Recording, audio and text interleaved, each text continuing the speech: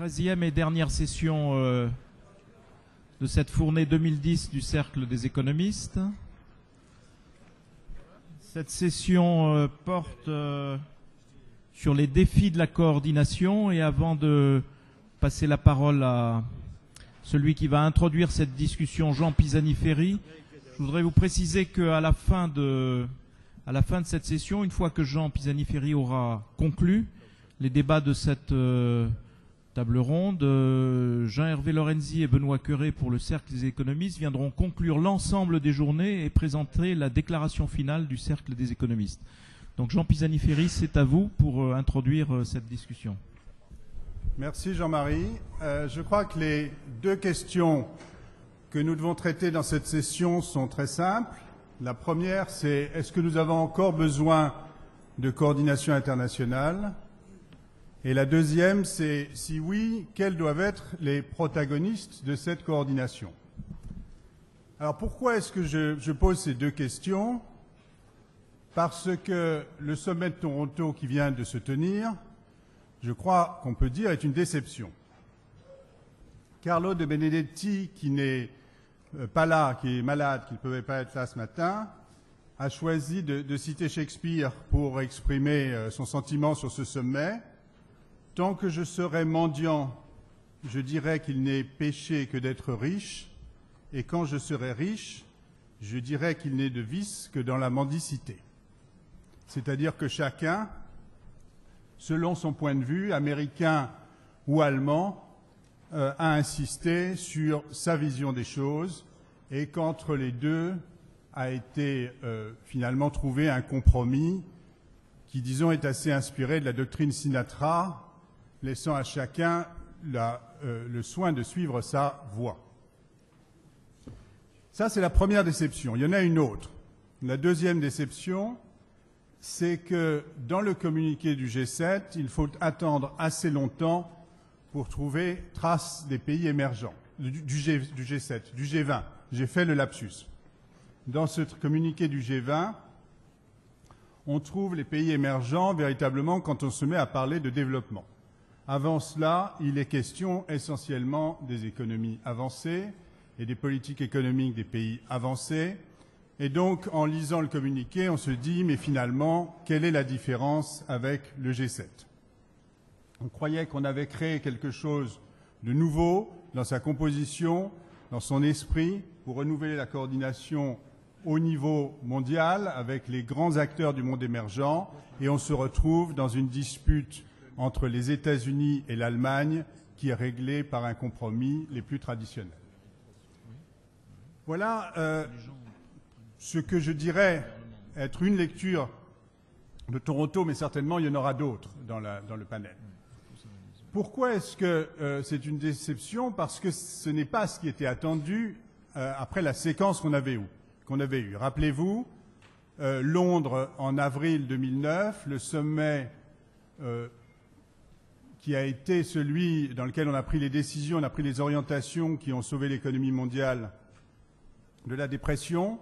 Et je crois que dans les livres d'histoire restera le parallèle entre Londres 1933, le sommet dans lequel, la conférence dans laquelle on a sombré dans le chacun pour soi et dans le protectionnisme, et Londres 2009 où on a pris l'orientation inverse. Et puis après Londres, il y a eu Pittsburgh. Et Pittsburgh, c'était la mise en place de ce cadre pour la croissance très ambitieux. Donc Christine Lagarde nous disait ce matin qu'il nous amenait de manière délicate mais ferme à la coordination internationale. De fait, c'était un ensemble de dispositions pour évaluer les politiques économiques et vérifier leur cohérence. Alors pourquoi est-ce qu'on en est là ? Eh bien, il y a plusieurs raisons. La première, c'est que l'urgence est passée, évidemment, et avec elle, donc, le sentiment du besoin d'une action immédiate. La deuxième raison, je crois, c'est qu'il est plus facile de gérer un choc commun que de gérer des situations différentes et des perceptions de situations différentes. La troisième raison est que si on s'est centré sur le G7, c'est qu'après tout, le G7 compte encore et pèse encore dans l'économie mondiale, que l'Allemagne et les États-Unis, ou l'Europe et les États-Unis ne sont pas des acteurs de petite dimension, surtout que les pays émergents ont fait en fait exactement ce qu'on attendait d'eux. C'est-à-dire qu'ils ont fait de la croissance, sans doute Rakesh Mohan nous en parlera-t-il, et Young-Chul Park, ils ont fait de la croissance, et donc on ne pouvait rien leur demander en fait de plus. Et enfin, dernière raison, c'est que ce n'était pas le moment où on voulait parler des sujets qui fâchent. Parmi les sujets qui fâchent, il y avait la question du taux de change chinois. Juste avant ce sommet, il y a eu les mouvements qui ont été annoncés par Pékin sur le taux de change. Et du côté des autres participants, on n'a pas souhaité aller plus loin. Il est remarquable que le communiqué ne cite même pas, pour s'en féliciter, la décision chinoise. Alors, est-ce que ça veut dire que finalement on n'a plus besoin maintenant dans cette phase de coordination et qu'il faut en prendre son parti? Je crois que ce serait une erreur. Je crois que d'abord, comme ça a été discuté dans les panels précédents, on entre dans une phase d'ajustement budgétaire qui ne va pas concerner simplement les pays européens, mais aussi les États-Unis. De ce point de vue-là, je voudrais rappeler que si on prend l'ensemble des pays avancés, l'évaluation du FMI, c'est que l'ajustement qu'il faudra conduire dans l'ensemble des pays avancés pour ramener la dette publique à environ 60% du PIB en 2030, c'est un ajustement de 9 points de PIB entre 2010 et 2020. Donc quelque chose de considérable, d'absolument sans précédent par l'ampleur et la simultanéité des ajustements, et qui va créer une divergence majeure entre les pays avancés et les pays émergents, puisque pour les pays émergents, les mêmes calculs indiquent que pour rester à 40% de dette publique par rapport au PIB, il faut à peu près rien faire, il y a guère d'efforts à faire. Donc grande divergence qui implique frein à la croissance mondiale du fait de l'ajustement des pays avancés, qui implique des politiques monétaires de soutien à l'activité et donc une tendance à des flux de capitaux qui vont aller vers les pays émergents encore et toujours, qui implique que la politique, le maintien de liens de change fixes entre pays avancés et pays émergents va être de plus en plus insoutenable. Et donc probablement de ce point de vue-là, Toronto était un moment de transition vers cette nouvelle configuration, cette nouvelle série de problèmes que vont devoir traiter les sommets de Séoul et ensuite les sommets en France en 2011. Pour conclure, 2 points. Il y a d'abord d'autres problèmes dont le G20, outre ces problèmes très macroéconomiques dont je viens de parler, peut se saisir. Benoît Cœuré a un papier qui est mis en circulation là-dessus pour dire, en gros, il faut passer du schéma dans lequel on se centrait sur régulation financière et relance à un schéma croissance et les problèmes de sécurité par rapport au mouvement de capitaux dans les pays émergents qui tiennent à cœur la présidence coréenne. Deuxième question, c'est toutes les questions de gouvernance dont je n'ai pas parlé. Le G20 est un hybride entre représentation et leadership et ça ne peut pas rester tout à fait comme ça sans que progressivement ces problèmes soient traités. Voilà l'introduction que je voulais faire. Je terminerai évidemment par une citation de Churchill qui est la suivante. Le succès, c'est de voler d'échec en échec sans perdre son enthousiasme.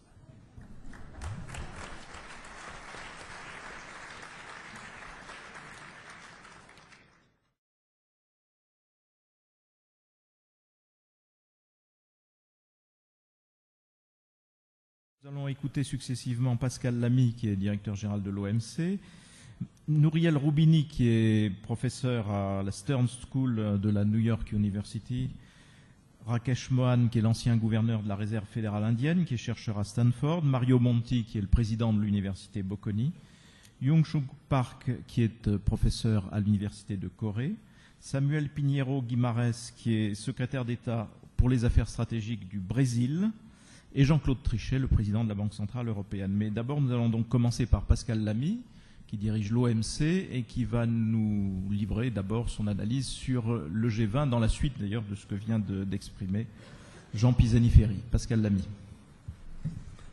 Merci Jean-Marie. Je serai moins sévère que Jean sur le G20, peut-être parce que, avec quelques autres, je suis payé pour savoir que, en matière internationale, gouvernance doit rimer avec indulgence. Le G20 n'est pas le gouvernement du monde. J'ai compris des débats d'hier que c'était une utopie à laquelle Jacques Attali s'attachait. C'est très bien d'avoir des utopistes. Mais l'idée de comparer le G20 à un gouvernement du monde est une erreur. Le G20 n'a pas été élu par des citoyens qui expriment des préférences individuelles ou collectives, projettent ceci dans un gouvernement et ensuite jauge et juge ce gouvernement à l'aune de la réalisation des promesses qu'il a faites. C'est un bout d'un système de gouvernance, une espèce d'archipel, d'organisation, d'institutions internationales, éparpillées, spécialisées, avec probablement 3 pôles.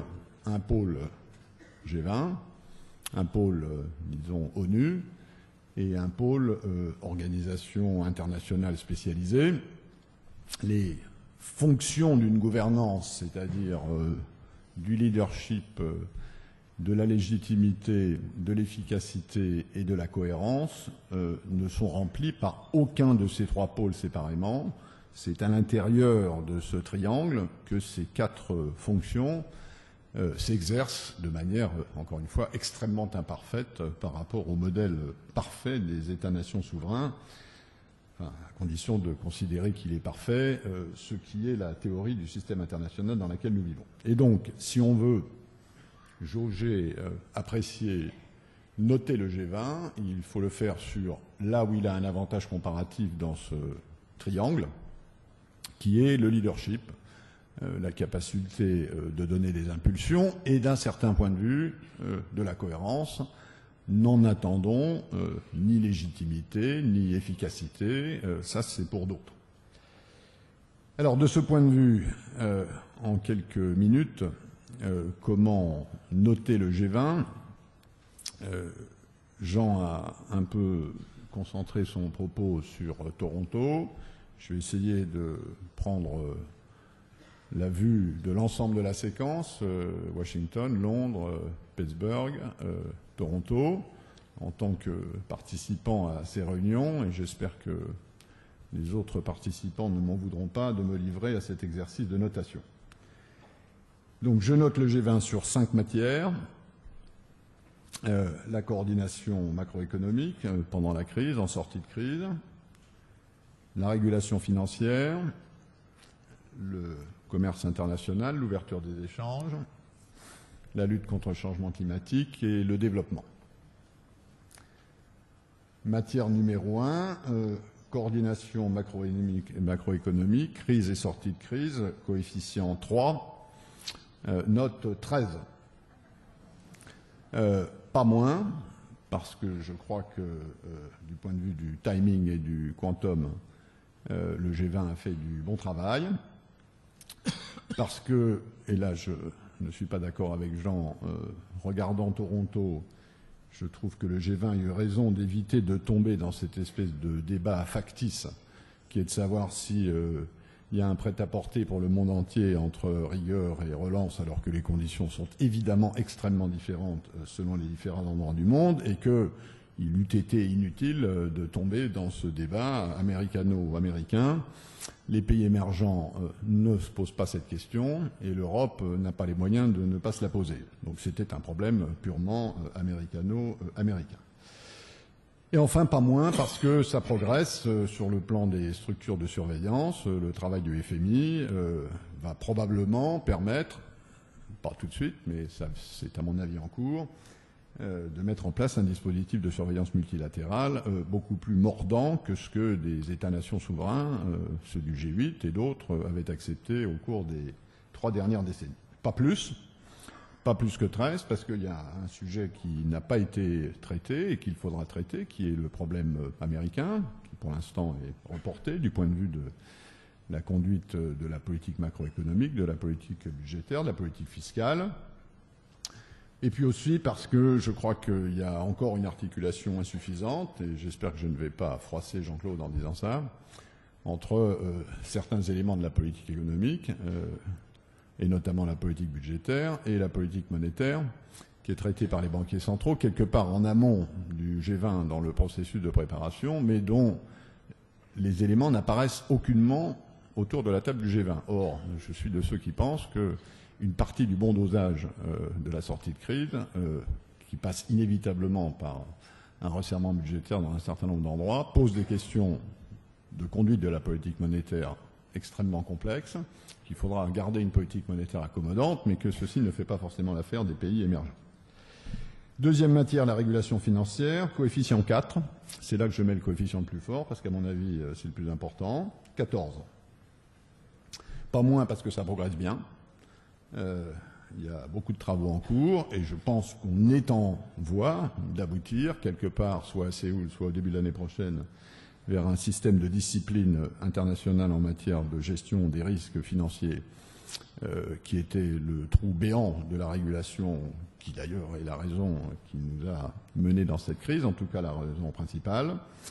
Pas plus parce que cette organisation mondiale de la finance furtive, qui siège à Bâle, est encore beaucoup trop obscure, d'une part, et que ceci posera des problèmes. On ne peut pas laisser ces questions uniquement entre les mains des banquiers centraux et des régulateurs, qui sont eux-mêmes largement entre les mains des banquiers centraux. Et d'autre part, parce que je pense que techniquement, il y a encore un problème dans la pondération de la régulation du système financier entre les activités de crédit d'un côté et les activités, disons, de marché financier de l'autre. Et je le vois par exemple en matière de financement du commerce international, où le comportement des régulateurs est tel que des lettres de crédit, qui sont un instrument médiéval de financement du commerce international, collatéralisées, etc., sont considérés comme des produits toxiques, ce qui est une erreur technique profonde.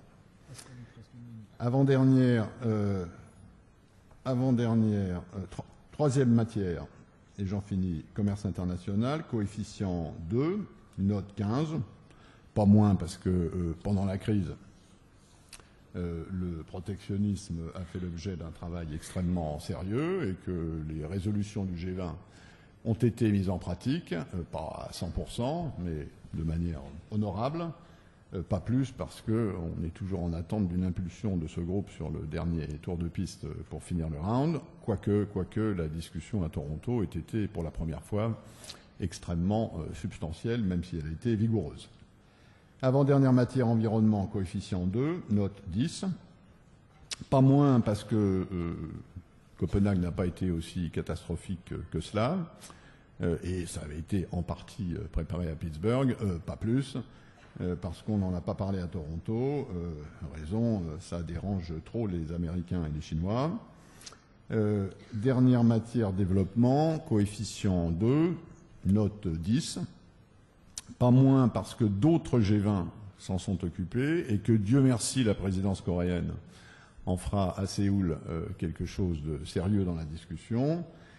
Pas moins non plus parce que petit à petit la progression des pays les plus pauvres se fait au G20. Au début il n'y avait pas de représentant de l'Afrique, ensuite il y en a eu un, maintenant il y en a deux, représentants spécifiques de l'Afrique, le président de l'Union africaine et le président du NEPAD.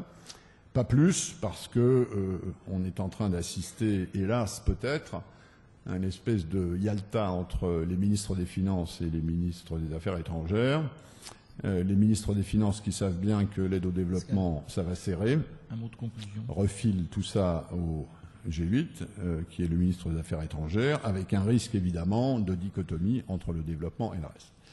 Au total, et si on prend les coefficients et ces diverses notes tentatives, on arrive à 13, ce qui est assez bien, avec des marges de progression, à condition que les pays émergents prennent leur poids, et ils sont encore en phase d'apprentissage, et à condition que le G20 accepte une mission de cohérence, ce qui n'est pas encore explicitement le cas. Merci Pascal.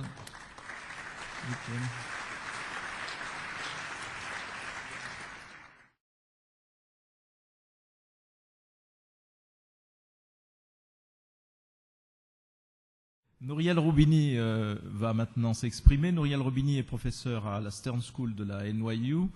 Il est surtout connu aussi ici, planétairement, pour être celui qui a, en 2005, dès 2005, annoncé la crise, annoncé les ressorts, analysé avant qu'elle se produise la crise financière. Donc il est par définition le Cassandre. Et être le Cassandre, ça autorise évidemment à devenir ensuite le sage, le grand oracle. Et donc c'est cet oracle que nous allons écouter maintenant, Nouriel Roubini. Thanks, it's a great pleasure being here. It's clear that this is a relatively fragile moment for the global economy. In the last 3 months, there has been in the markets increase in market turmoil, increase in volatility, in risk aversion, and a correction of a number of risky assets, including credit and equity markets. And the question is, what's driving it? And my view of it is driving it some significant concern about the downside risk to the global economy. Of course, those kind of concerns started with the concerns about the debt problem in some parts of the Eurozone, Greece, Spain, Portugal. But now the market concerns are going beyond that. There is concern about the significant slowdown in economic growth in the United States in the second half of the year, concerns about the significant slowdown of economic growth in Japan, and even the main engine and locomotive of global growth, that was China, is now showing, based on the most recent economic data, some signs of an economic slowdown. So if I had to forecast, for example, how I see the global economy by year-end, I think that the picture is not a very nice one. There's not going to be a global double-dip recession, but it's going to be extremely anemic economic growth in most of the advanced economies. So I see, for example, U.S. economic growth slowing down from 3% towards 1.5% in the second half of the year. Now, 1.5% is not a double-dip recession, but think of it, is well below 3% potential growth, and it means that everything is going to be worse.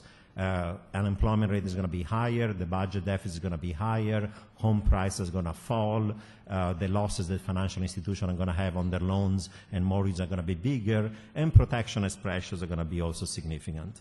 And that's for the United States. I think that the outlook for the Eurozone is even weaker than that.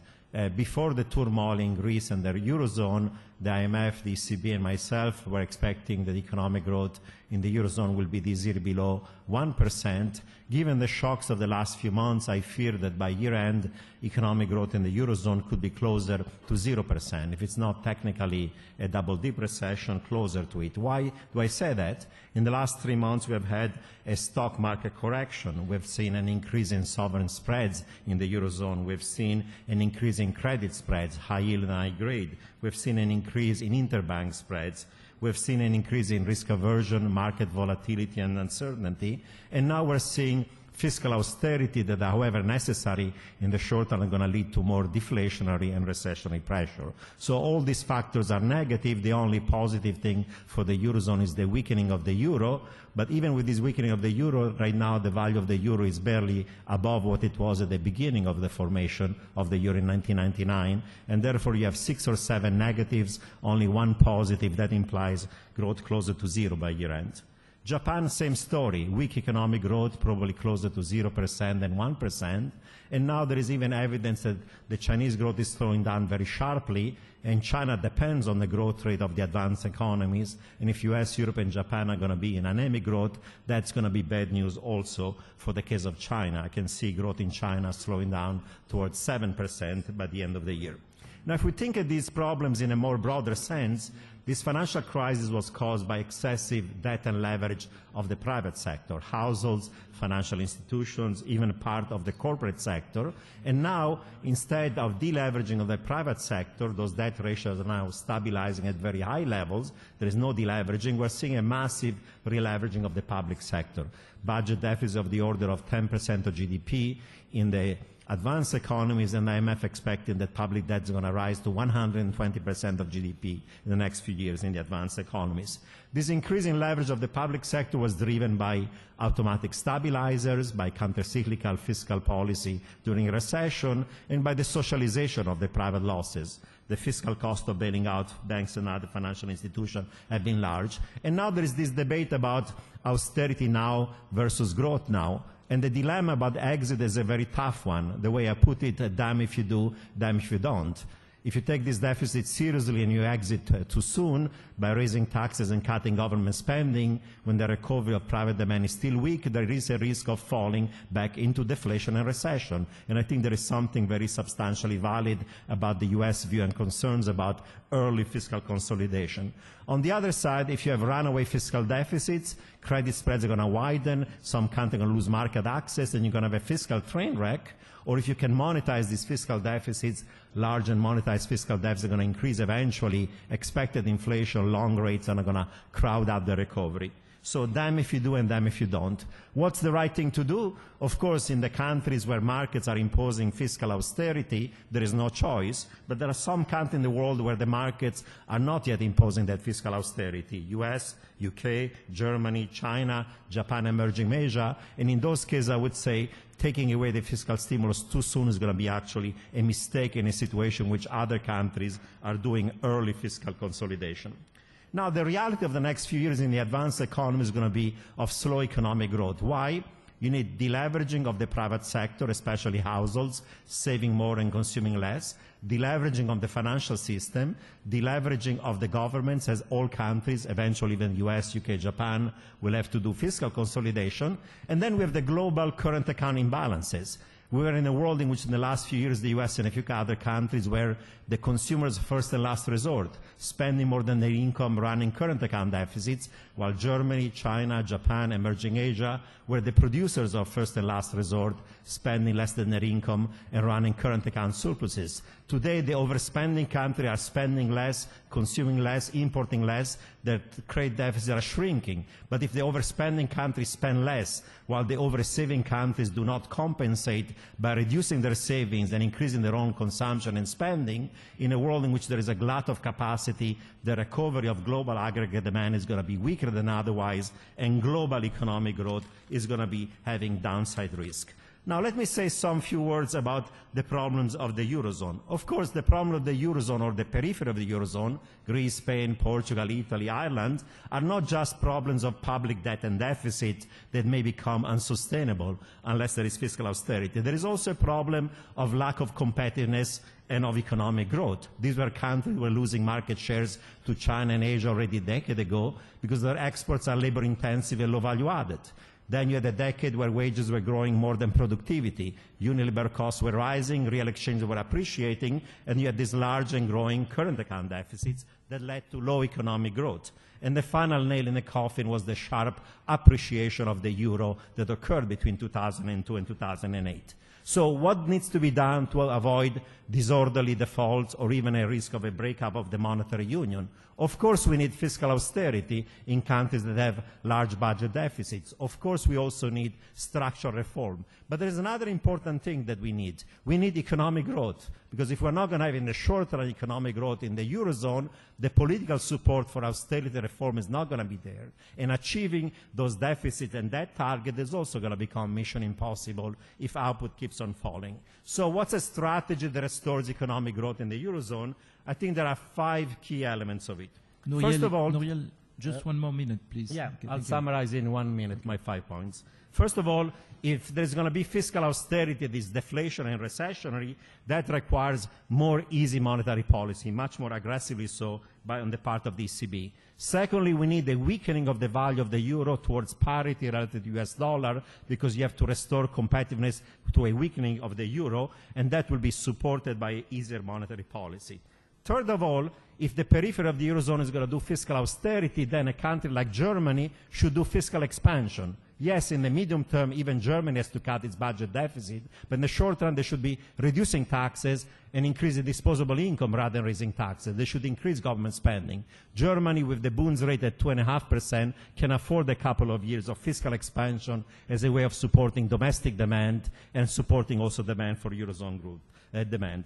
Fourth factor, in countries in which the debt level are unsustainable, like Greece, you need an orderly restructuring of the public debt of this country, and I have a proposal on how to do it orderly in a way that are not going to destabilize markets or other economies. And finally, I would say we need also infrastructure spending in the Eurozone that may be financed by Eurobond as a way also stimulating productive government spending to stimulate growth. So my message is the following one. Yes, fiscal austerity, yes, structural reform, but you need growth. And unless you're going to have economic growth in the Eurozone in the short run, the political support for this reform and this austerity is going to falter, and the risk is going to be of a severe double-dip recession is going to lead to more severe financial crisis. Thank you. Thanks very much.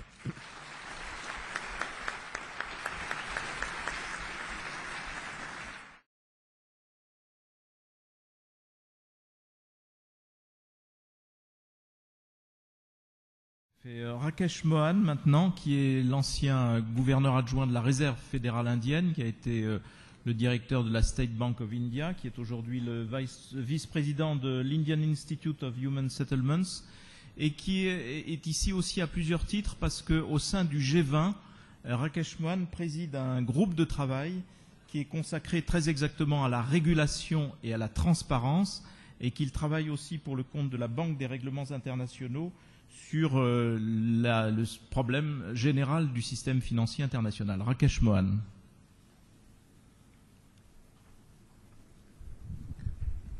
Thank you very much. Let me first thank Jean Pisani Ferry for inviting me to this great conference and for your great hospitality. My first practical suggestion for the G20 is that if you can get them to see the opera you showed us last night, they could learn the art of perfect choreography and coordination, which they clearly need. What I'm going to do today is, in the short time available, is to basically talk on three issues. First, to remind you of the total cost of the crisis in order to say what the importance is of getting out of it and taking strong measures. Second, assessment of the response to the crisis. Third, some issues in monetary policy which has not been mentioned. Fourth, some views on financial regulation. And fifth, lessons from the emerging market economies for the future. So let me just summarize very briefly the kind of numbers that IMF is putting out of the price paid from the crisis.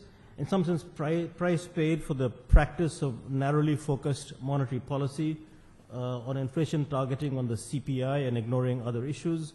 Second, inadequate macro policy coordination in most advanced countries. And third, neglect has been talked about extensively this morning. Neglect of financial regulation or light touch financial regulation. The cost of all of this combined, which from the crisis that resulted, first, unemployment levels in the region of 10% plus across the developed world and expected to remain high for an extended period of time. So that's really an extremely high cost that the poor are paying in some sense from the financial crisis.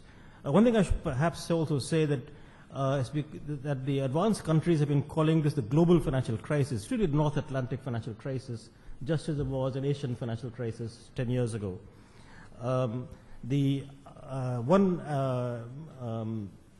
Assessment of the IMF is also that the output levels will never go back to the pre-crisis trends, so there's a large permanent output loss for the world. Third, the IMF has estimated the average debt to GDP,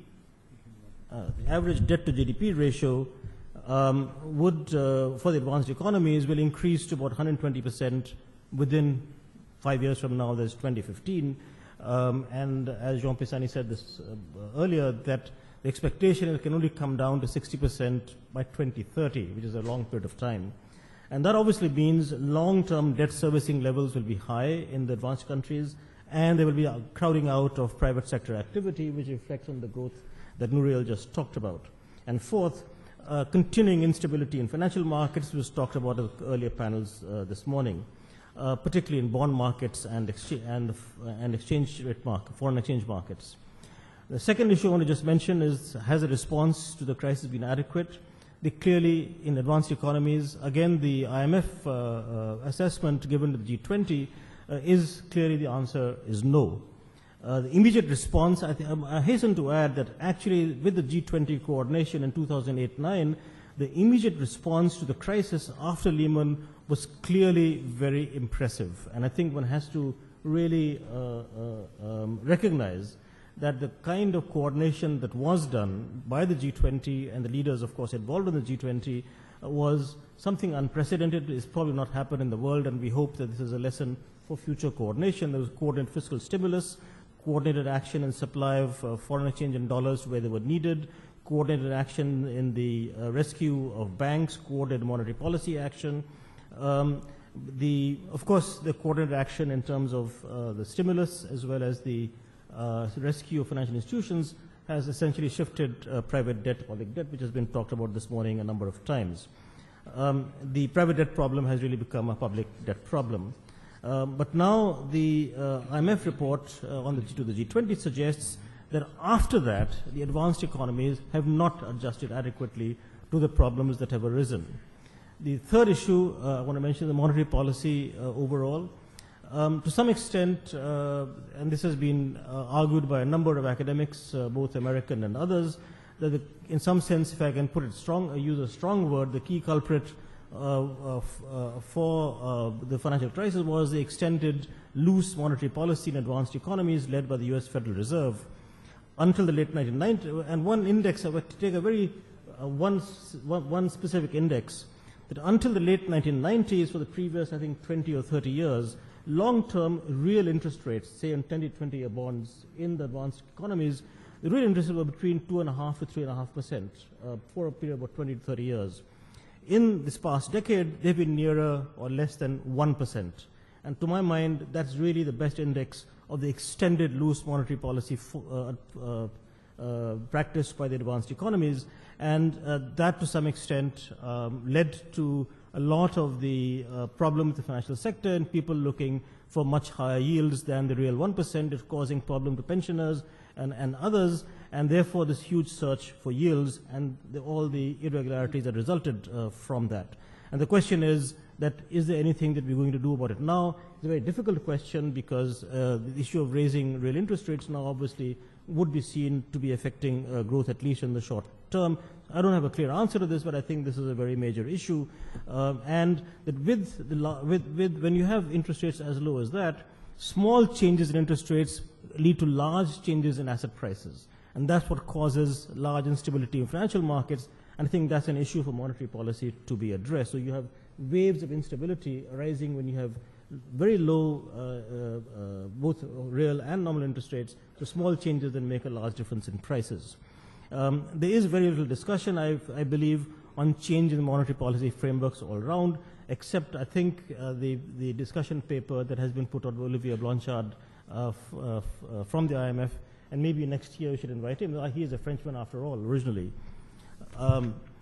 The fourth issue on top of the financial regulation, there was, I think there has been excellent coordination in the G20, obviously resulting from the working group that I happen to co-chair with my colleague Tiff Macklem from Canada. We did excellent work. That, of course, has been recognized. The follow-up has been going on in the FSB, in the BIS, in the Basel Committee for Banking Supervision, BCBS, the insurance supervisors, the capital market supervisors, and so on, and, of course, the accounting bodies. But, of course, along with that... One more minute, please. Okay. I'll borrow 1 minute, I think. Along with that very heavy lobbying by industry, as we've heard this morning as well. Let me just make one point on this, that there was mentioned this morning that there were no successful financial regulators. I think except for the United States and European regulators, including Eastern European, almost all the emerging market regulators, Canada and Australia, were successful. And I think that one of the issues that I would say is that academics, particularly economists and finance economists, need to stop telling regulators that they can't regulate. Only then will the regulators start regulating.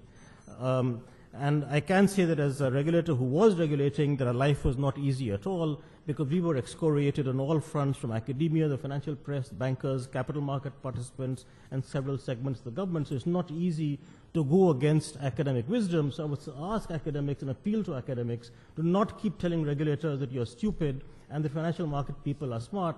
Financial market people have proven they're not smart from the losses that they made. So this one accusation cannot be made just to regulators. Maybe everyone is stupid. Let me just conclude by the lessons that can be taken from the emerging market economies.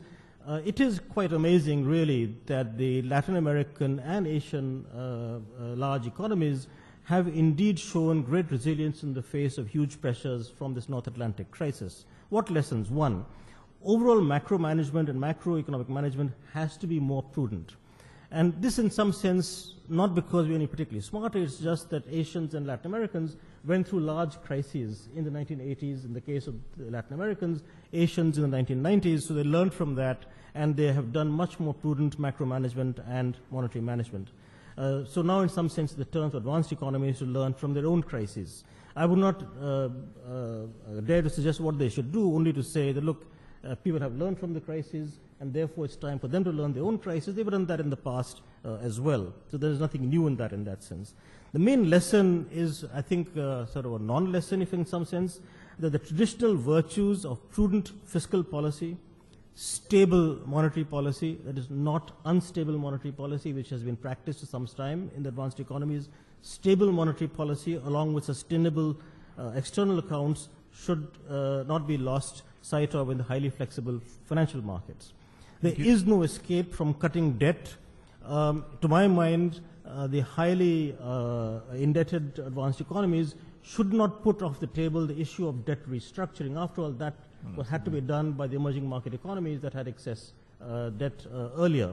Second, thank you, Rakesh. I'm just finishing. Practicing broader monetary policy, and third, stronger financial regulation.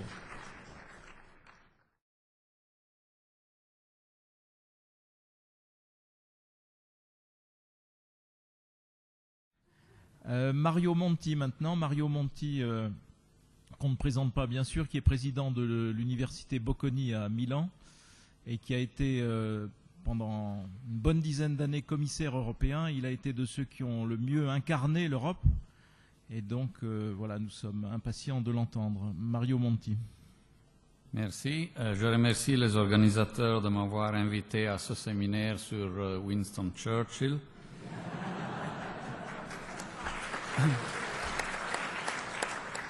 So I'm obviously going to speak English in the interest of brevity, though with an obvious cost in terms of elegance. I will address the challenges of coordination under a European angle, and I will make 4 observations. 1, the short-lived benefits of crisis. 2, the eroded authority of the US. 3, Europe should grow more, but through deeper integration, not deficit spending. And 4, Germany, be German, not Anglo-Saxon. First point, the short-lived benefits of crisis. I do agree with Jean that the G20 process, after a promising start, has become rather disappointing.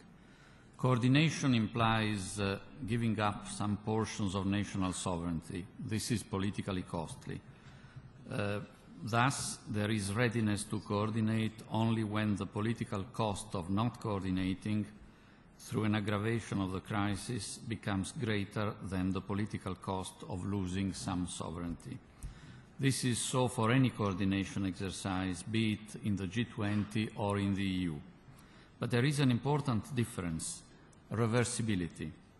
The process of transforming scare from the crisis into coordination tends to be reversible, as we are seeing for the G20, where there are neither an institutional framework nor binding rules. In the EU, it's different. The EU needs to be scared by a crisis to make progress, but that progress then is consolidated into new rules and or institutions, hence it is less reversible.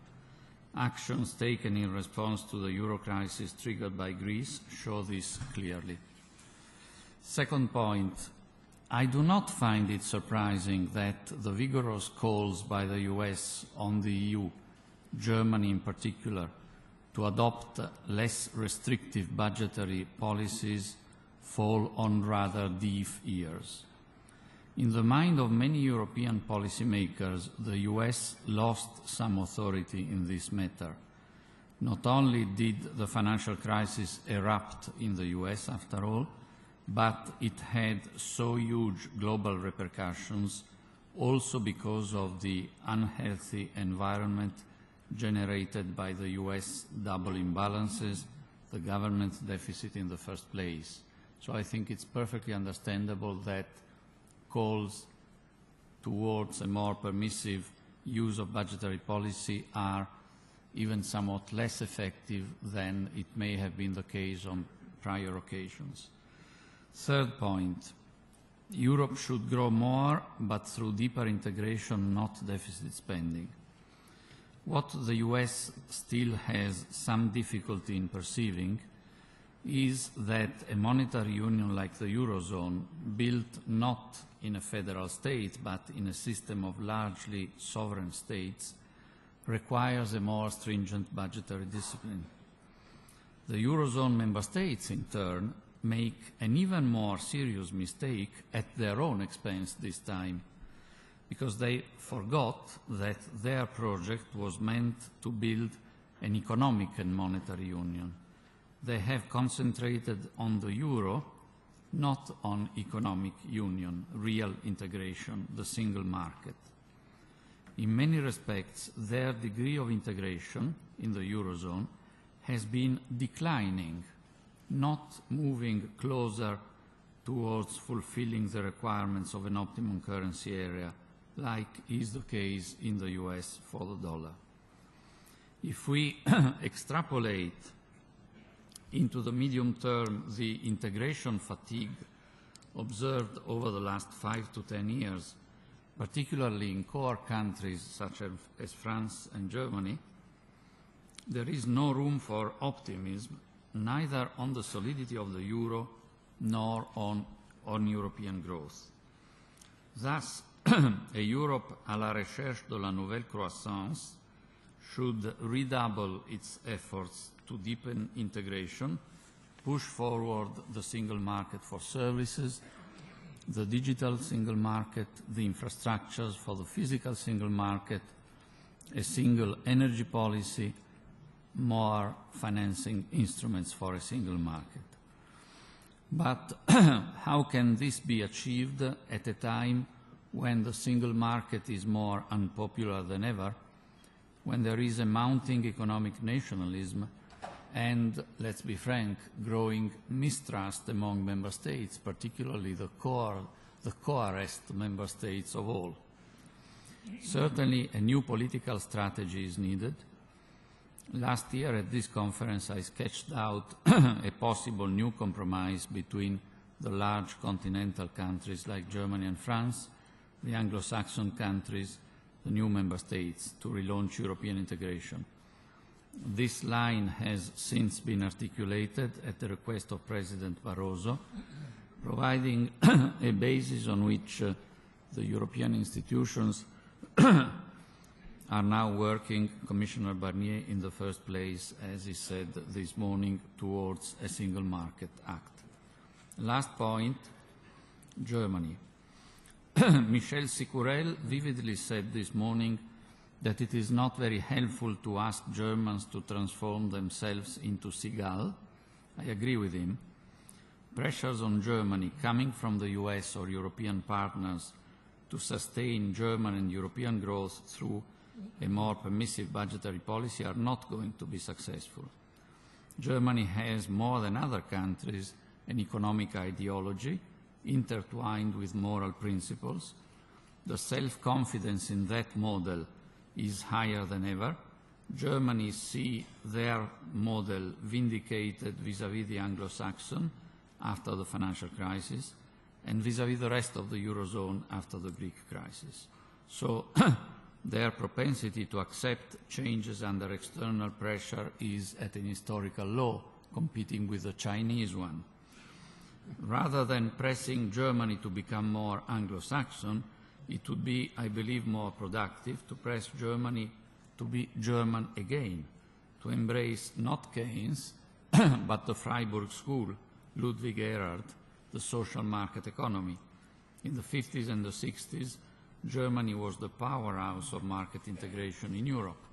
If Germany went further in opening up its domestic economy, services market in particular, and took again the lead in fostering economic union in Europe, That would be a significant contribution to more growth for the 27, for a more solid foundation for the euro, and gradually for a contribution to global growth. Mario? Yes, Mario. sir. Finished. Non so ciò che Churchill ha scritto sull'orario, ma c'è ancora un minuto. Oh, it's more than enough. In this respect, we should closely watch the evolving relationship between Germany and the UK. There are first signs of a rapprochement. The new government in London is looking for items on the EU agenda where it could afford to be supportive. The single market is, of course, first on the list.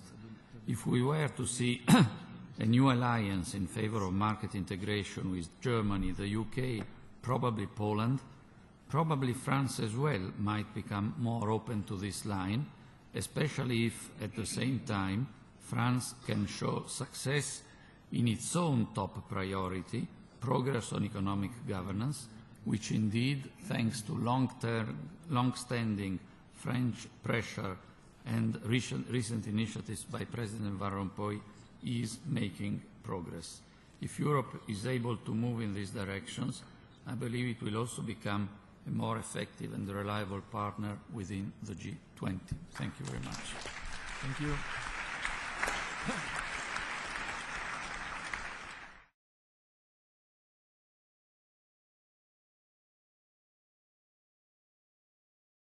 Nous allons écouter maintenant Young-Chul Park, qui est professeur au département des affaires internationales de l'Université de Corée et qui est l'auteur de beaucoup d'ouvrages, dernier en date, portant sur la Chine, l'Asie et la nouvelle économie. Young-Chul Park, c'est à vous maintenant. Thank you very much. I am deeply honored to participate in this very distinguished panel.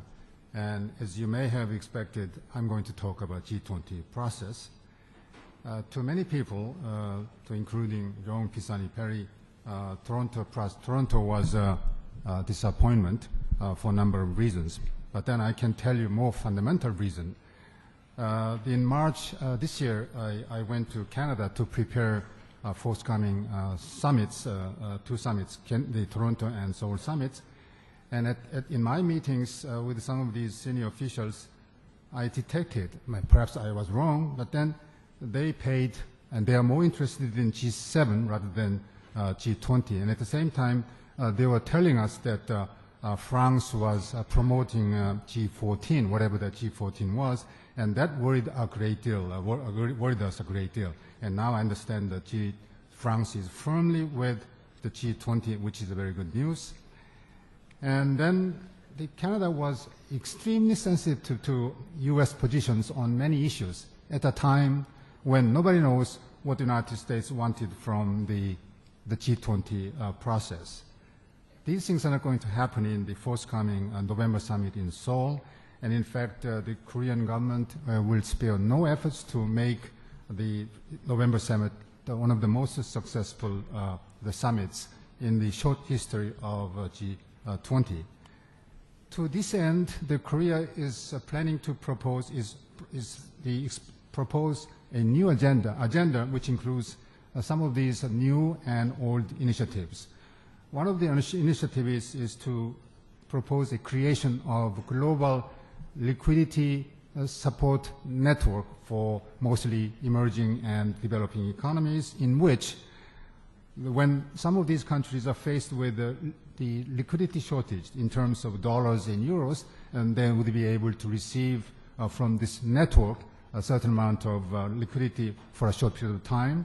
And this network will consist of basically three elements. One is the swap arrangement between the emerging market economies on the one hand and the reserve currency central banks like ECB and the Federal Reserve. The second, expanding the IMF lending facilities. Third, promoting and expanding, consolidating existing regional arrangements such as Chiang Mai Initiative for the Asia. And the second initiative we are thinking about is the development assistance.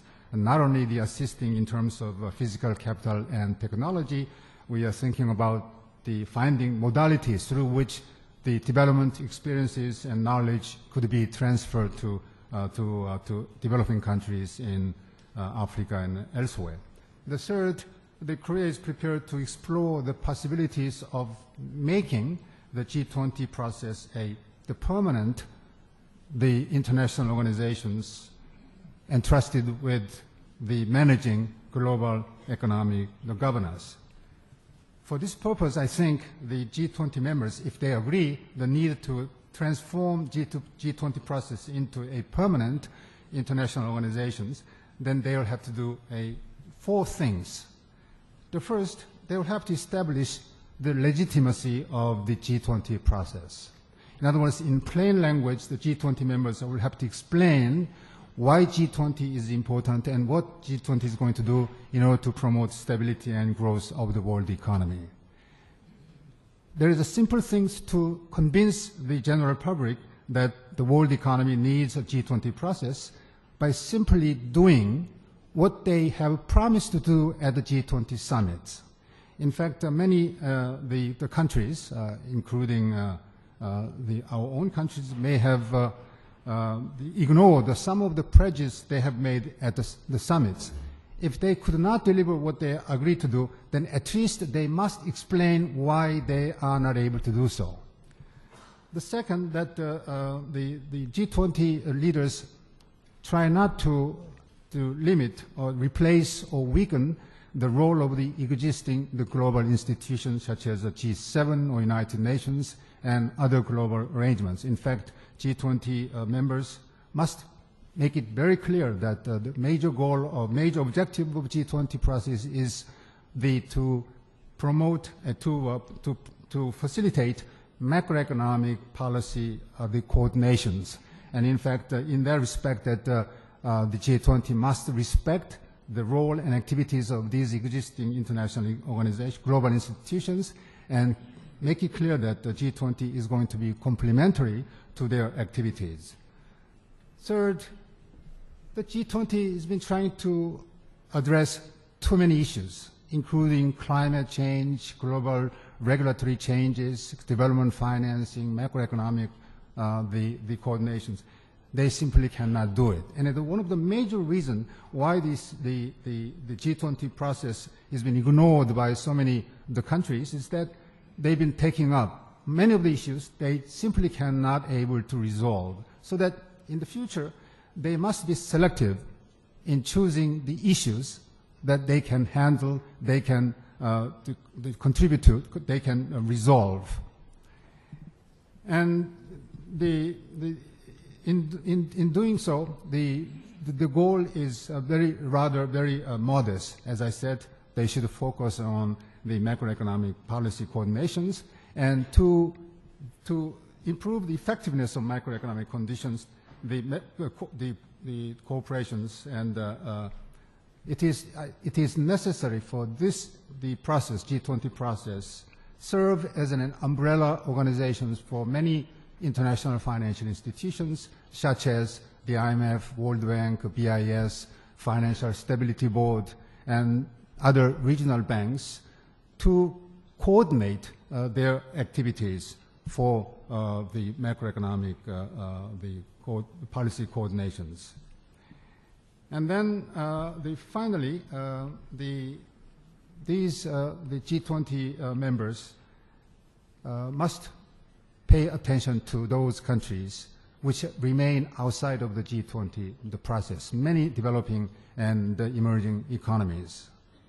In fact, they should establish varied channels of cooperation and communication with these countries to accommodate their demand in global economic governance. And although I'm not working for the government and I'm not directly involved in this G20 process, the G20 meeting would be the critical point in this the G20 process, because if the Seoul process is going to be another failure or disappointment, then I cannot imagine what will happen to the next G20 meeting chaired by France. So that in order to make it a very successful one, we need the strong support for successful staging of the G20 in Seoul. I don't think I spent all my time to make other people to spend more time. Your time is okay. So I give you more color.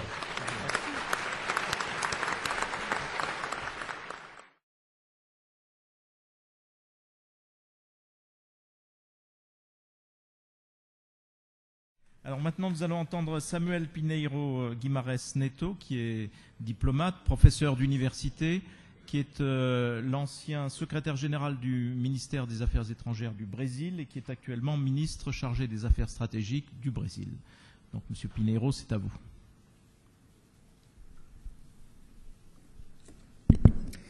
Thank you very much. Thank you very much for the invitation. I'll go direct to a few points, few remarks that I'd like to make here. And the first one is that we are here, as people know but does not mention, is that we are involved in three main crises. The first one, mentioned frequently, is economic and financial crisis. The second one, an environmental, energetic crisis that has many economic consequences. And the third one is the emergence of new countries, huge new countries. Not small new countries like in the past, but huge new countries like China, India. I would mention just the two.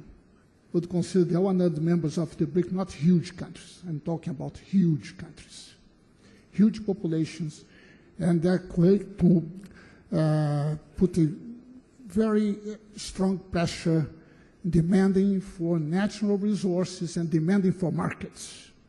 And this already has some effect in the crisis. Someone mentioned here about the countries in the Eurozone, like in the case of Greece. Someone mentioned that they face the competition of Chinese exports. And lack of competitiveness, lack of growth, and the need for growth in the Eurozone. I think it was Professor Rubini that mentioned that. So, but which are the causes of these two crises, the two first crises, economic, financial, environmental, energetic one? The cause of this crisis are a type of economic theory, an economic field that has been called neoliberal, applied in a radical way for deregulation of financial markets, deregulation of trade, deregulation of environment regulations. And those deregulation, this excessive, radical deregulation, this deregulation led to the crisis now. So this is I think, a very important aspect, because this takes us to a question of an ideological crisis. So do we still believe that the market is going to solve all problems, or we are going to regulate the market, not only the financial markets, but also the productive structure, because the productive structure is related to the environment. And the environmental crisis, when it comes out to the full, is going to have an impact that's much bigger and much less standing than the economic financial crisis that we live today. So the question of coordination, how to coordinate, who we coordinate, which countries we coordinate the policies. Just European policy, American policies, Japanese policy, that's to say, that was mentioned here, the worry, the concern that now there was certain movement back to the G7, let's say, to consider that the G7 is enough. The G20 is something that, well, is not very important. Anyhow, this coordination of policies between the United States, Europe, and Japan, this is to say the developed countries is also very important for us because they have a great impact on us. Impact on trade, impact on financial flows, impacts on investment. So the type of coordination, which means the decision about the regulatory policies, this coordination is going to come out to that. Let's say decision on regulations in the different fields, regulation in the environmental field, regulation in the financial field.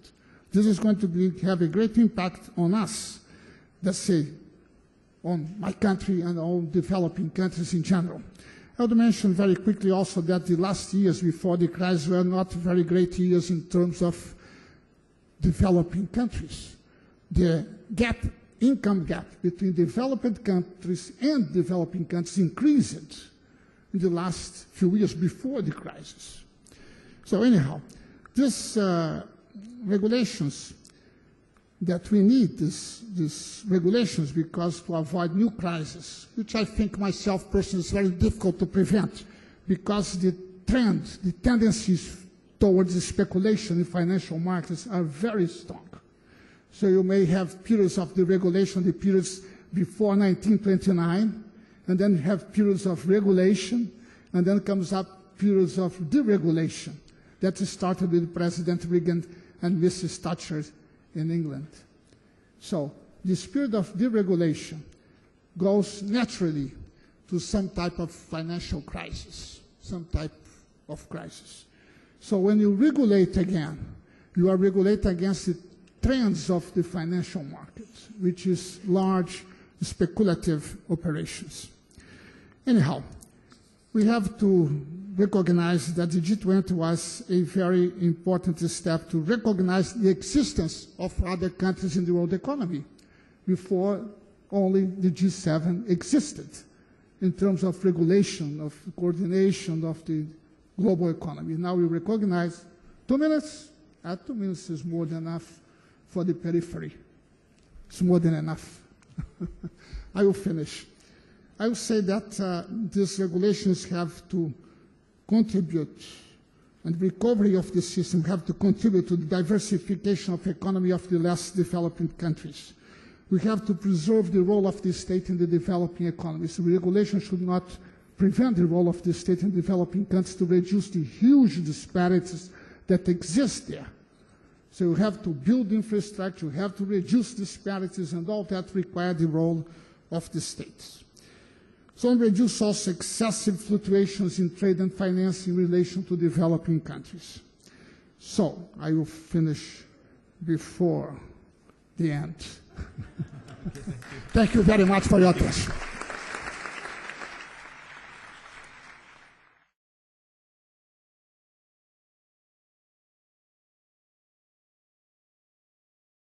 Et il nous reste maintenant à entendre Jean-Claude Trichet, le président de la Banque centrale, après évidemment les interpellations de Nouriel Roubini et de Mario Monti, et puis évidemment tout le reste. Jean-Claude Trichet, c'est à vous. Merci beaucoup. Le fait que les deux derniers speakers ont utilisé moins de 7 minutes me rappelle la visite de John Major à Gorbatchev avant la chute de l'Union soviétique. Il l'a interrogé sur, c'est John Major qui raconte, sur l'état de l'économie soviétique, et il a ajouté en un mot. La réponse de Gorbatchev a été bonne. En un mot, bonne. Alors, la délégation britannique était un peu surprise et a demandé que Gorbatchev élabore un tout petit peu en 2 mots. Et en 2 mots, c'était pas bonne. Donc,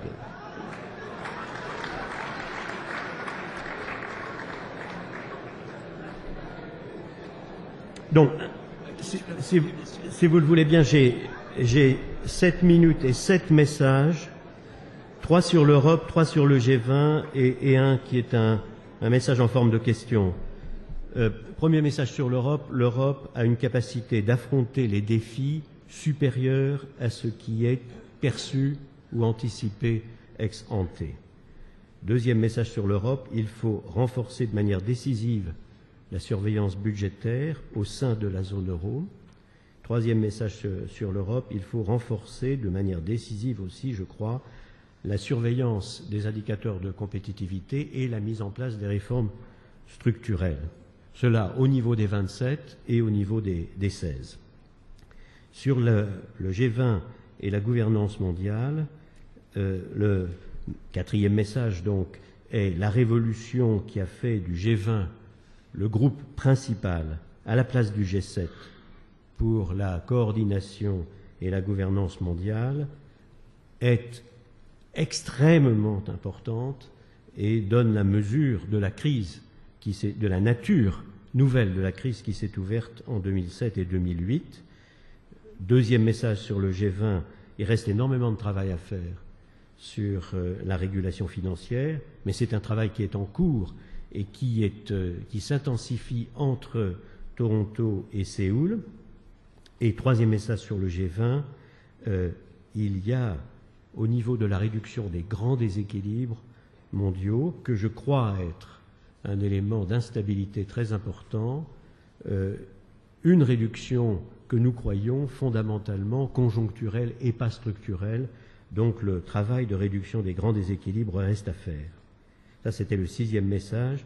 Et le 7e, c'est, je crois, comme d'ailleurs tous les intervenants, que les modalités du renforcement de la gouvernance au niveau mondial dans le contexte d'États souverains, d'États qui restent souverains, est notre problème majeur.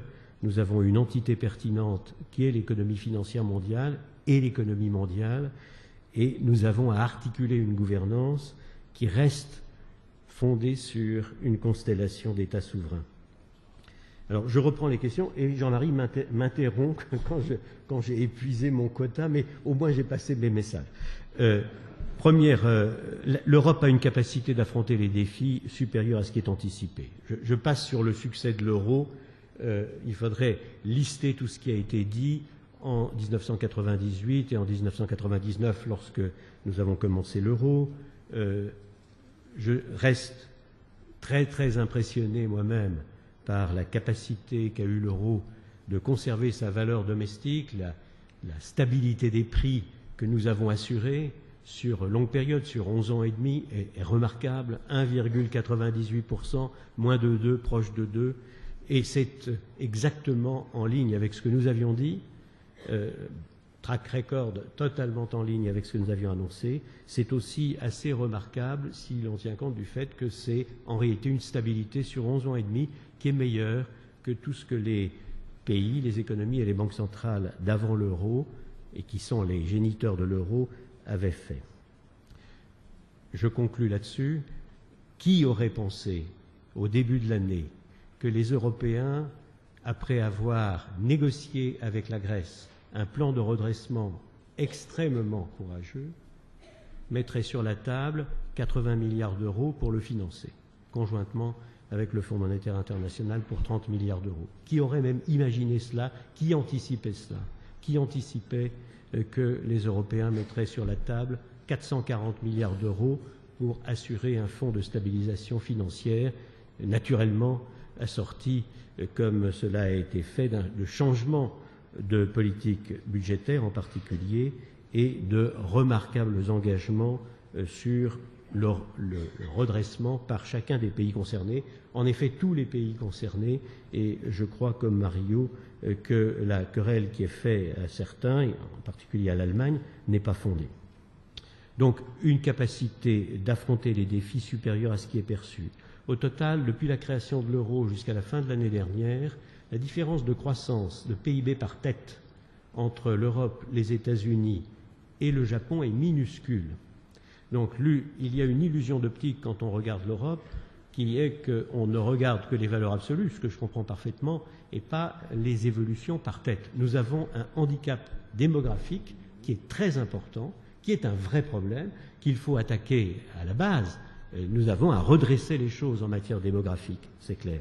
Mais sur le plan économique, la croissance par tête, encore une fois, pose problème dans l'ensemble des industrialisés. Ce n'est pas un problème spécifique de l'Europe, c'est un problème général. C'est la raison pour laquelle, d'ailleurs, l'ensemble des industrialisés s'efforce de faire en sorte de renforcer leur capacité de croissance potentielle, et les Européens doivent faire des réformes structurelles monumentales, doivent achever le marché unique, comme le disait Mario Monti, et comme le recommande en permanence Pascal Lamy. Il vous reste 2 minutes, Jean-Claude. Oui. Alors, je ne suis pas gêné, j'ai déjà passé mes messages. En ce qui concerne le renforcement de la surveillance budgétaire, vous savez que nous avons toujours plaidé pour l'application la plus rigoureuse possible du pacte de stabilité et de croissance. Ce qui s'est passé, évidemment, donne encore beaucoup plus de crédit à tout cela. Nous pensons qu'il faut améliorer les choses de manière systématique en poussant la législation secondaire de l'Europe au maximum, dans toutes les directions. Nous pensons aussi qu'il faut renforcer non seulement la surveillance budgétaire, mais la surveillance des indicateurs de compétitivité. Le G20 un mot sur le premier message du G20. On sous-estime la portée de la révolution qui consiste à passer le bâton de la gouvernance mondiale du G7 au G20. Ceci a été demandé ici. Il y a 3 ans, il y a 4 ans, il y a 5 ans, c'était un thème récurrent. Ceci est fait. Et ceci est fait parce que nous sommes maintenant, en effet, et la crise l'a montré de manière extrêmement flagrante, dans une situation complètement nouvelle. Nous avons une crise qui a été caractérisée par un certain nombre de données que nous n'avions pas observées jusqu'à présent, je dois dire. J'avais moi-même observé des crises localisées, dont l'épicentre était localisé à la périphérie du système mondial, et c'était le cas évidemment des crises de dette, de la crise du Mexique, des crises asiatiques, etc. Là, nous avons une crise qui est universelle, totalement mondiale, qui par sa dimension a donné des chiffres qui étaient totalement hors de pensée. Par exemple, des deux côtés de l'Atlantique, il a fallu mettre 27% du PIB de risque du contribuable sur la table pour empêcher la Grande Dépression, comme il nous était rappelé. 27% du produit intérieur brut de risque public, c'est évidemment, et des deux côtés de l'Atlantique, c'est évidemment une dimension colossale pour ce qui nous menaçait. Il y a aussi évidemment l'imprévisibilité de cette crise, en dehors de quelques génies qui sont à cette table, et il y a bien entendu aussi un problème absolument incroyable de rapidité d'extension de la crise. Un seul événement parfaitement localisé quelque part dans le monde a provoqué un changement immédiat de tous les mécanismes de décision, qu'il s'agisse du secteur financier ou non financier, et des industrialisés ou des émergents. Donc nous avons fait un test en vraie grandeur de ce qu'était devenue l'économie mondiale et les finances mondiales, et je crois que nous en avons tiré, sur le plan de la gouvernance, une leçon évidente. Il fallait s'élargir à l'ensemble des pays émergents systémiques. Et nous avons fait ça aussi de manière assez remarquable, je dois dire, dans notre propre constellation de banques centrales, car nous avions créé un comité de l'économie mondiale très élargi à l'ensemble des banquiers centraux des émergents, bien avant que le G20 ne devienne le premier groupe pour la surveillance internationale. Voilà, Jean-Claude. Jean-Marie, je vous ai donné bien sûr le pouvoir total que vous avez. Laissez-moi simplement dire un mot en conclusion sur cette articulation entre les États souverains et la gouvernance continentale ou mondiale, parce que nous l'éprouvons au niveau de l'Europe aussi bien qu'au niveau du monde. Et je dois dire que le dernier Eurobaromètre nous a donné des chiffres que je trouve extrêmement intéressants. La question était qui est le plus à même de combattre la crise économique. Et nos concitoyens, dans une sorte de sagesse multidimensionnelle, ont répondu, quand je dis nos concitoyens, je veux dire les Européens, ont répondu le gouvernement national 19%, l'Union européenne 22% et le G20 18%. C'est-à-dire qu'ils donnent à peu près le même pourcentage aux 3 instances, la nationale, la continentale et la mondiale. Il faut qu'on réfléchisse à ça. Merci. Merci. Alors.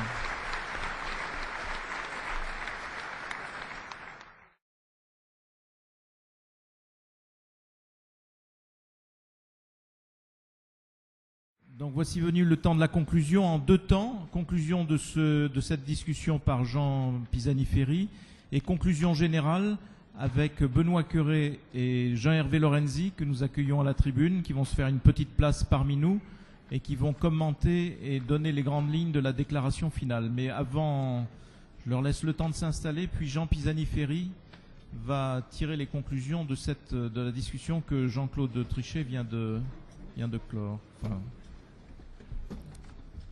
voilà. Dès que nos camarades présidents sont installés, on va passer la parole à... C'est bien. Donc Jean Pisani-Ferry pour conclure cette dernière session.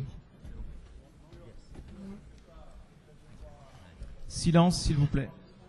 Point pour ramasser quelques-unes des observations qui ont été faites. La première sur la coordination. C'est frappant que la plupart des intervenants, même tous je crois, aient souligné l'importance, l'utilité de la coordination.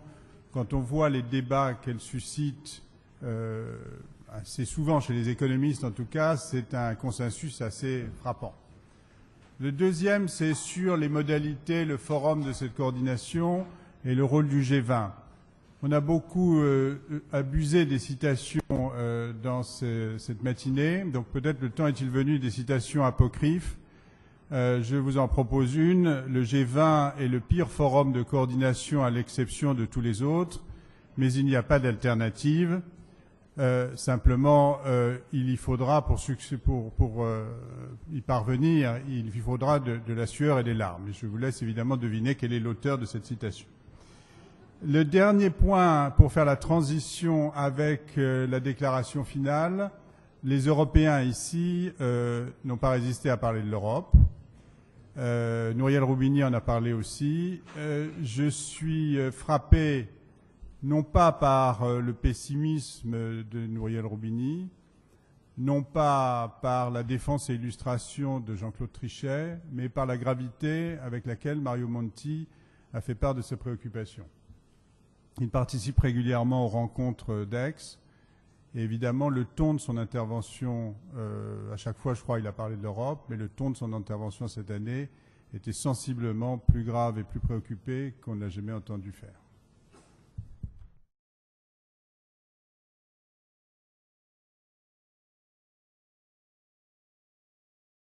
Chers amis, ça s'est pas mal passé. Tout à l'heure, je me disais, on devrait mettre, puisque comme Pascal met des notes, je mettrai une note supérieure à celle qu'il a mis, très largement d'ailleurs surestimée pour le G20, mais ça c'est un autre sujet. Je mettrai 15, parce que ça permettrait que le 20e anniversaire, on ait 20 sur 20. Ce serait pas mal. Et vous seriez là. Je voudrais vous dire que si ça a bien marché, en fait, ces rencontres ont été très intéressantes. C'est évidemment grâce à tout le monde, tous les acteurs, vous avez été silencieux, puis parlant, enfin, vous avez été très parfait. Ça a été évidemment tous les gens qui soutiennent l'opération, mais je ferai quelques remerciements tout à l'heure, donc vous vous apprêtez à applaudir. Mais ça a été grâce surtout aux membres du cercle des économistes. Pourquoi ? Parce que vous vous souvenez que tout à l'heure, Augustin de Romanet disait les économistes, ça sert en réalité à organiser de manière assez démocratique, ouverte et rigoureuse les débats qui sont des débats aujourd'hui majeurs pour le monde et pour nos sociétés. Et bien c'est exactement ce que le cercle des économistes fait. Alors il l'a fait tout au long des années précédentes. Je rappelle pour ceux qui l'ont oublié qu'on avait quand même sorti la guerre des capitalismes aura lieu, la crise un monde de ressources rares. Donc on a au fond toujours essayé de faire apparaître, faire émerger des sujets qui seront majeurs dans les années qui viennent et d'essayer de donner des éléments d'analyse et de proposition. Et cette année, c'est pour ça que c'est si important le thème. Tout à l'heure, on va choisir ensemble le thème. Enfin, il est déjà choisi, mais vous applaudirez quand je vous dirai. On a choisi, le thème qui a été choisi cette année par ce groupe est un thème qui était doublement audacieux. Jacques Attali a même dit, avec son talent des mots, a dit c'était ironique. Parler de nouvelle croissance en pleine crise, parce que tout à l'heure, tout le monde a donné le sentiment qu'on avait fini, mais évidemment, on est en pleine crise. Sur ce plan-là, Roubini était l'expression parfaite de ce que la plupart des économistes pensent.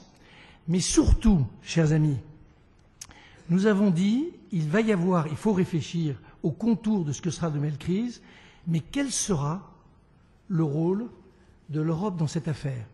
Et je peux vous assurer que c'est un sujet qui n'intéresse personne, sur lequel, alors je vais vous sortir quelques idées reçues, mais sur lequel, pour remonter la pente, pour donner le sentiment que c'est un vrai sujet, pour imaginer des solutions qui sont spécifiques à l'Europe, il faut tout le talent des 30 membres du cercle, il faut une quinzaine d'heures de discussion, parce qu'évidemment on n'est pas d'accord entre nous, il faut peut-être un dictateur éclairé à la tête de l'opération, et tout ça donne finalement une déclaration dont Benoît et moi allons essayer très rapidement de vous donner les éléments, mais qui, je trouve, est une bonne déclaration.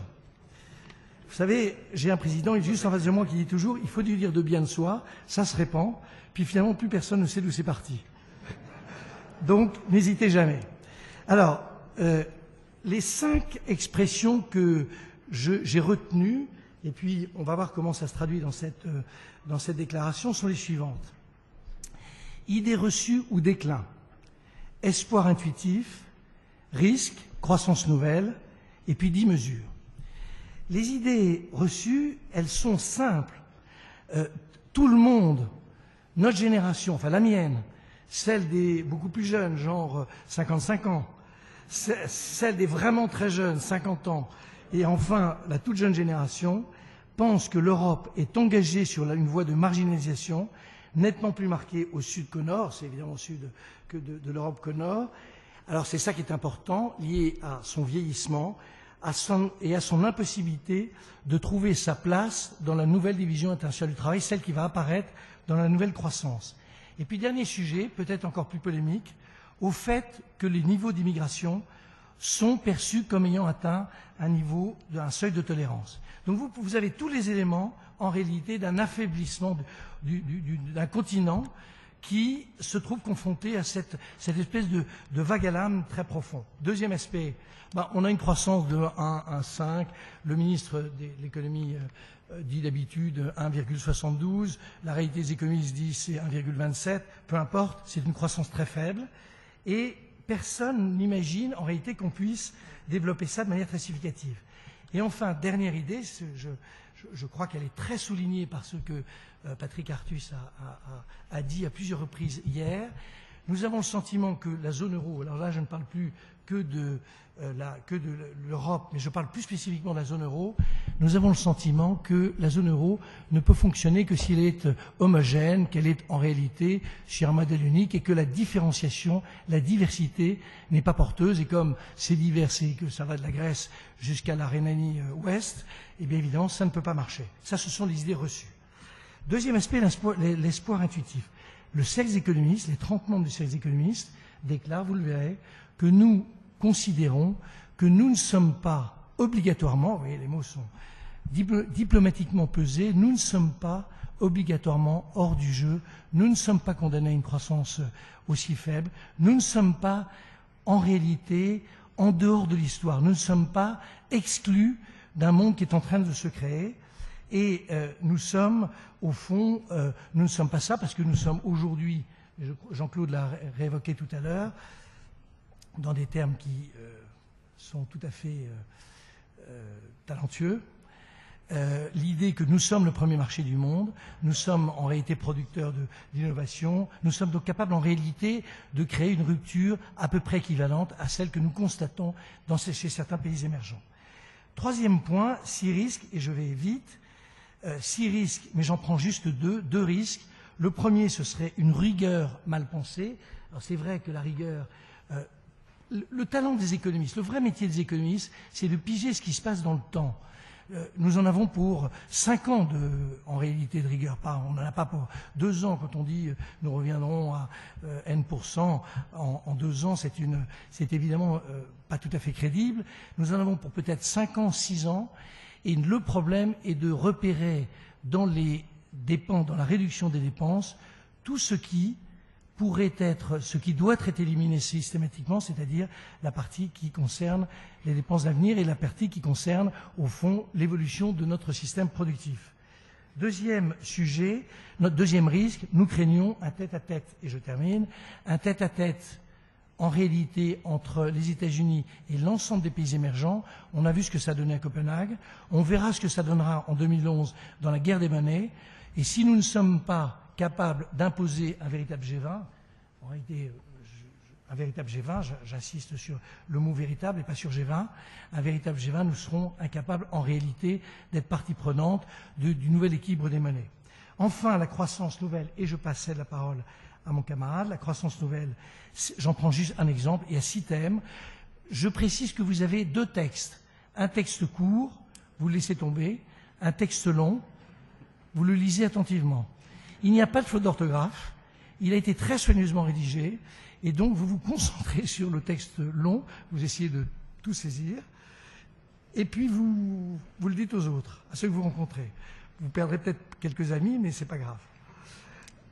Donc, la croissance nouvelle, c'est d'abord et avant tout la capacité de financer à centaines de milliards d'euros, au fond, notre arrivée sur une trajectoire de croissance nouvelle.